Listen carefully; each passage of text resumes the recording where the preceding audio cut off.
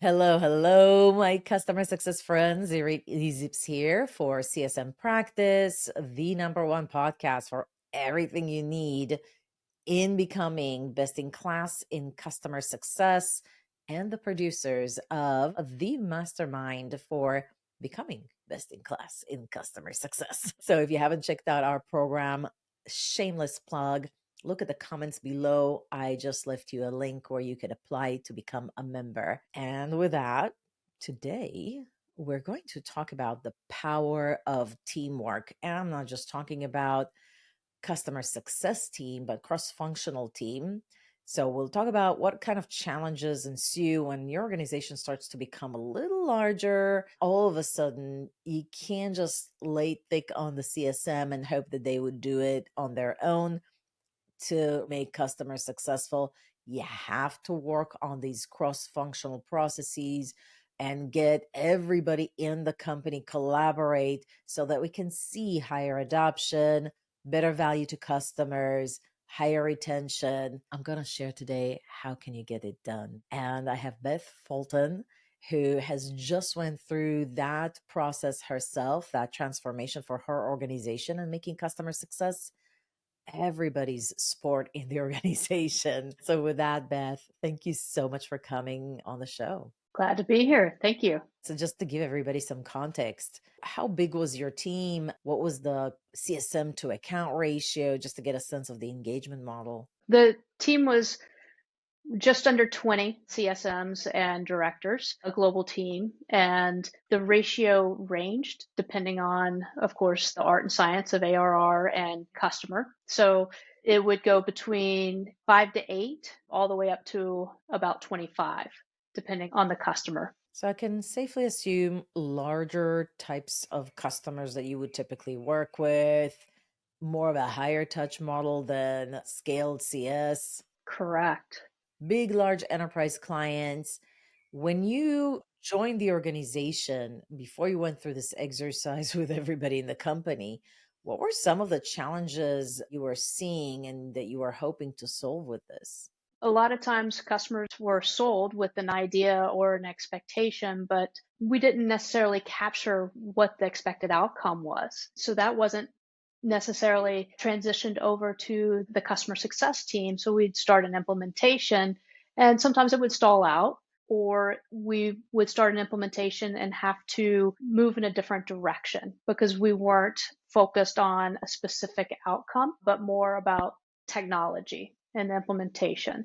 More around the SOW than on achieving a true first value delivered.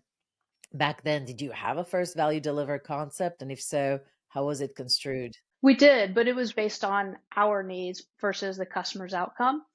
So making sure a customer was at a point where they could run the software in their production environment, but that wasn't full value that we were delivering. So that's the situation. What was the impact on the team, on the organization with this problem going on, or this kind of like motion going on? Slow time to value and a lot of focus on the technology and less focus on the overall outcome for the customer and the value that they were trying to achieve. So very tactically engaged, great conversations, working a lot with implementation team, but losing some connection with the economic buyer and the executive team that was really trying to solve a tough problem for their organization. What do you think would have happened if you didn't do anything and you just let that issue continue to run, that state of being very technically product focused, scope focused for another 2, 3, 4, 5 years? What do you think was going to be the impact on the organization, on the business performance? Churn, and also just lack of opportunity for expansion. So it's not always about the risk mitigation, but what are you leaving on the table? If you're not getting things implemented quickly and effectively, then you're just leaving a lot of unsolved problems out there for your customers. So helping them keep focus will drive that opportunity for expansion as well. Why do you think this issue was happening? Was it a lack of training for the team, or was it because this is how we used to do it in 1984? It worked. Why change? Well, I think it was more about just the stage of the company. So being in a startup, you're just trying to get things to work. So you haven't built the processes yet. It's just about doing everything that you can to get the product implemented, keep customers happy, necessarily stepping back and thinking about that overarching strategic approach. So it was just about growing up than it was about a specific deficiency. Before we get into what you did, what kind of specific initiatives you took and how you worked on it with different teams, once you implemented those, what happened to the organization? The team was more strategic. We moved from a tactically focused, technology implementation focused team to a more strategic, thoughtful team and more of a trusted partner with our key accounts. We had a much better pulse of what was happening with the customer than we did in the past because we were stuck in perpetual implementation. 2 years later, we were implementing, but thinking about the next steps.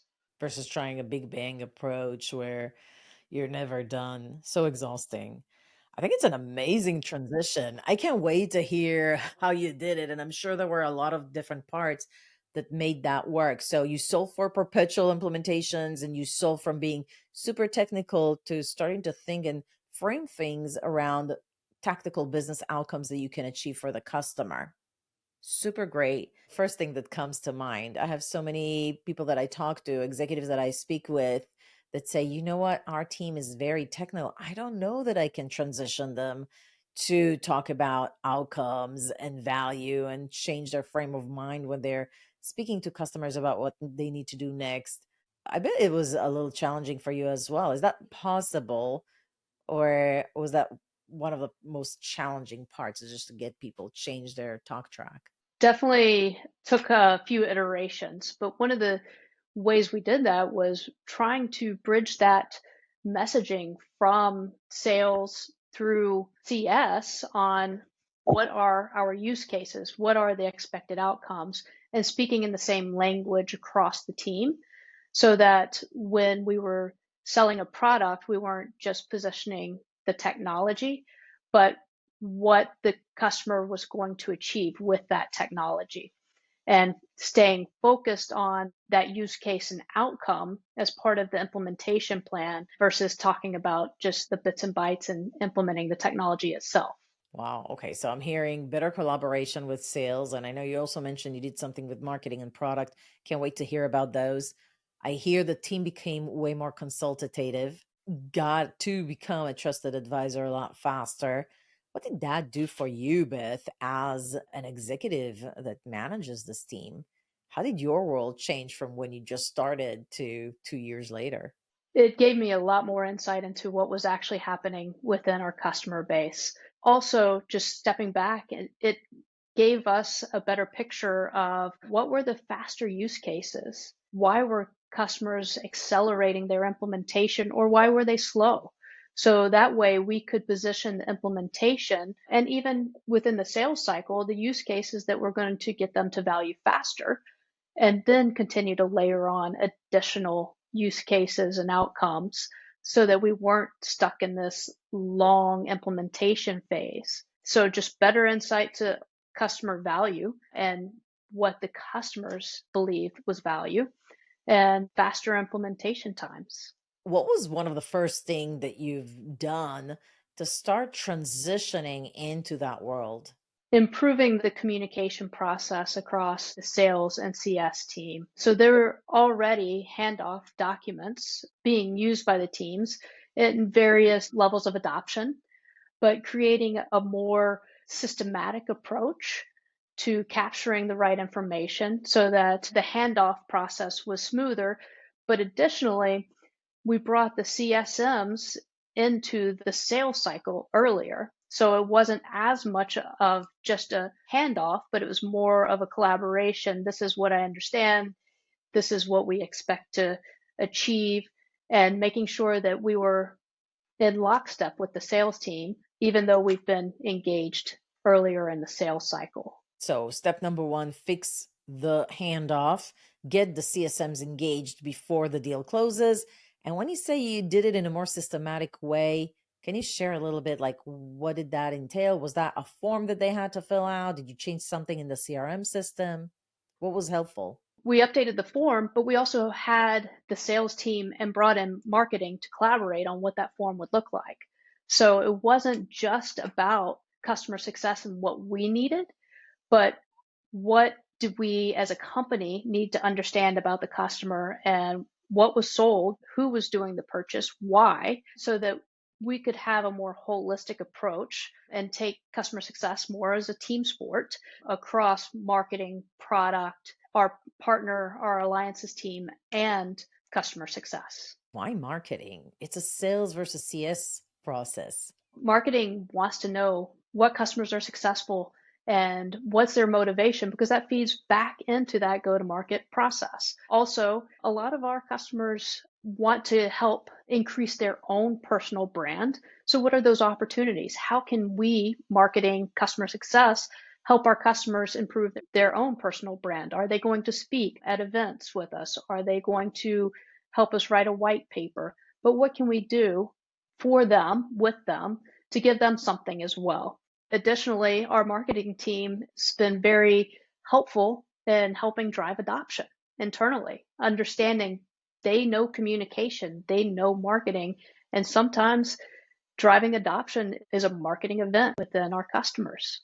Just one more question about the sales handoff, because I think everybody deals with the same BS. Sales does not like documenting anything, as far as I know. They just want to close the deal and then go to the next one. I assume it was kind of challenging. You might have had the best form in the world. How did you drive accountability to complete that sales handoff appropriately in a way that can make a difference for your CSMs and the customers once they're brought in? Having sales executive alignment has been very helpful because they do see the value in getting customers up and running quickly to help drive that expansion. So having leadership buy-in and help and pushing to get that information for various reasons. One, that customer specific implementation, but also being able to collect that information, that data, and look at it holistically to see what we can do better within the team, within the organization. How can we support our customers? What's working well for our customers? And which ones are getting to value fastest? And continue to iterate and improve on that. But ultimately, it does impact both retention and expansion. So having leadership buy-in and an expectation for participation, that was the way we got the sales team to engage and complete those forms, because you're right, it's always tough. One of the impact that you had by starting collecting that data and documenting it and getting better visibility to what use cases are implemented fast and what are not almost sounds to me like you were scoring the use cases or had like a little bit more of a data-driven approach to be able to almost do sort of like a dashboard. How did you approach that to get those insights? Exactly. We created a deal scorecard. Looking at the deal and what was sold, was the technology in alignment with what we do well? Do we have a defined outcome? Do we have project leadership? Do we have the right economic buyer engagement? But looking at that and scoring it early so that we know going into the process where our risks may be, but creating, just like everything else, and starting with an Excel spreadsheet, filling that out as part of the handoff process so that as a team, we know what the risk or the opportunity is going into a new deal. You got it down, you got the sales handoff right, you started scoring the deal. So as the CSM is getting it, they already see whether the deal is risky or not. What else have you done that you feel like made an impact in transitioning the CSMs from being product focused to outcome focused? Well, as part of the overall organization, implemented a business value office. So capturing that expectation and outcome in the sales cycle and sharing that with the CSM team so that we know what the expected outcome and the business value assigned to that outcome looks like. So we can then revisit it post implementation or even use that as a lever to help drive a sense of urgency with the customer. because they're trying to achieve a documented outcome that has value attached to it. Did you have to change any of the roles or responsibilities of the CSM as you went through this process? We did. We ended up changing the CSM to own onboarding from a project management aspect. We had technical project managers and CSMs, and we created a new role because our technical project managers were amazing consultants. They knew the product inside and out, but keeping that sense of urgency on timeline wasn't as strong as the consulting aspect. So we created a new role that was focused on consulting and took the onboarding project management and folded that into the customer success role because they were focused on that outcome, driving a sense of urgency and a timeline. And it freed up the former TPMs to be strong consultants and do what they do best, but keeping that time urgency so we could improve our overall time to value. Did you find that some of your existing team members or TAMs were better as CSMs and vice versa? Or did you also have to hire new blood into the team to kind of get things going? A little bit of both, but we were able to transition some folks into one role or the other. Some of the project managers also had solid customer success thinking and methodology. So they folded in well. We also hired new team members that had strong project management as well as strong customer success backgrounds, had them display and demonstrate what is best in class for driving both the customer success model and the project management model. So it sounds like you had the right people in better seats. The cross-functional collaboration has been strengthened, at least between sales, marketing, and CS. You also mentioned product. Was that in relationship to sharing product roadmap? Did you augment and optimize that process, or was that related to hot fixes and bugs and escalations? It was for the product roadmap and having them engaged and working with our customers more in the field, but also having them hear feedback directly from customers. And then the third aspect was understanding the use cases that were the faster time to value or seen as a higher value by their customers. What did our customers want out of the solution? And bridging that gap and giving the product team more insight allowed them to be more customer centric in their approach to the roadmap and not just technology centric. You also end up going through an exercise of like what we call a RACI chart: responsible, accountable, collaborative, and informed. Just say who's on first from marketing, from sales, from product on different cross-functional processes. Absolutely. We had RACIs for various phases of the customer journey, but going through with the sales handoff, who's engaged, who's participating, who's responsible and accountable. And then even from a customer business review aspect, who is engaged and responsible and accountable, because it was not just a customer success manager doing the business review or QBRs, as we always call them. It was about bringing in the team and making sure that beforehand, product team knew what were some of the issues or some of the opportunities, some of the asks of the customer, so they could weave that into the product roadmap section, and also working with account rep on what is our overall goal and strategy for this customer. Are we looking to expand? Are we looking to sign a multi-year deal about, or are we looking at engaging with getting contacts for new business units or references? But what is it that we're trying to achieve? So long answer to say yes, we had multiple RACIs depending on where we were in the customer journey. Listen, I think the main key takeaways, like there's a lot of executives and team leaders and CS ops teams that redefine a process or come up with better forms and templates. But I think the big takeaway here is that if you don't do it with very close collaboration with other teams, you're not going to get the same results. 100%.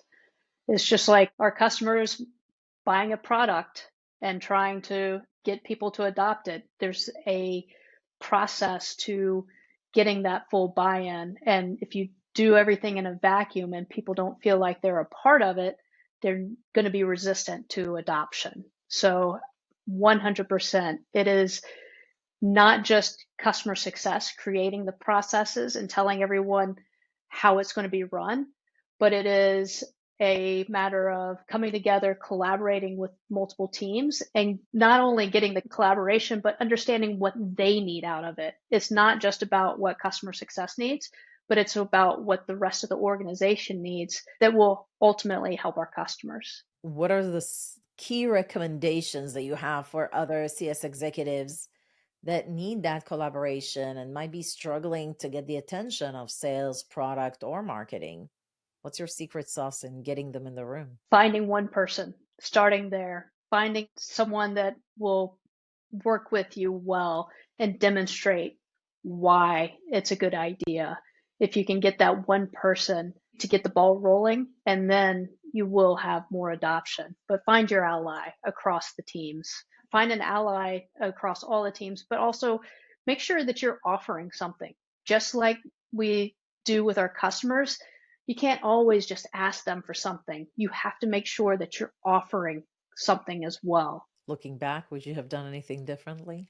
Probably just accelerated some of the processes, made some of the changes sooner, specifically around the project management, moving that into the customer success manager's responsibility, because that just helped eliminate confusion internally and externally on who owns what when. The focus and the sense of urgency was just much more on point. So I would say just making that change a little bit sooner. Hey, listen, if anybody's listening here to your chat with me, any specific books or resources that you love listening to, watching, reading that you would recommend others to pick up? Well, of course, CSM practice. That goes without saying. Also, any local organizations, just reaching out and talking to other leaders has been helpful for me. Having those relationships, even if you don't talk to some of your connections for years, they are always there. And once you establish that relationship, it's so helpful to have someone to bounce ideas off of. For me, there's the Customer Success Women's Organization. That's another solid resource to use. And by the way, I totally agree with you. I think the collaboration with other peer members and just having somebody that probably is going through the same thing as you are and can brainstorm with you every now and then, like, how did they do it? What would they do in that situation? They understand your role, they understand your world, and they probably had similar struggles. So I think it's a great way to get support. Beth, this is why I started the Mastermind program. It's a collaborative environment for people to share ideas, how I did it, get on a call with others, and have an advisory board for yourself for once every couple of weeks. I think that that's really tremendous opportunity. And hopefully, if you're listening and you're interested in joining, please check out, apply to become a member today. Beth, thank you so much for coming to the show today. It's been interesting. Like I said, I think a lot of companies are setting up new processes and then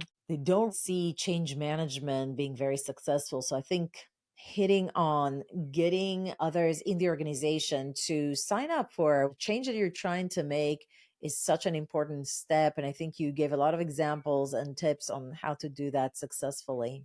Well, thank you. All right, everyone. If you liked what you heard today, you got some idea, let us know who else do you think we should interview that has a really interesting story to share and an approach or a framework that they implemented. And until our next podcast episode, big love from me. I'll see you next time.